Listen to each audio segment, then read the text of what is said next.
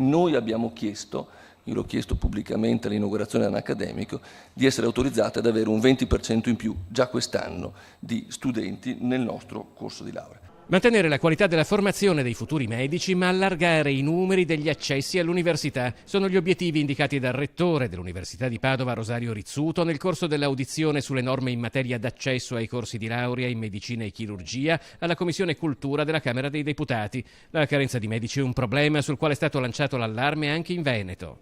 Oggi mancano pediatri, anestesisti, chirurghi generali, cardiologi, medici di urgenza, ginecologi, per citare le carenze più acute. Quindi noi dobbiamo incrementare la nostra capacità formativa. Secondo Rizzuto bisogna riprogrammare l'intera filiera e rivedere le modalità del test d'ingresso al corso di laurea, che così com'è rischia di essere un'area grigia nel quale lo studente si perde. Potremmo immaginare che subito dopo gli esami di maturità siano le università a farsi carico di un trimestre di formazione già universitario, nel quale gli studenti iniziano a studiare le materie della professione medica, al termine del quale, con un esame che sia questa volta sì un esame interamente universitario, ci sia la selezione di quei numeri che sono stati programmati a monte.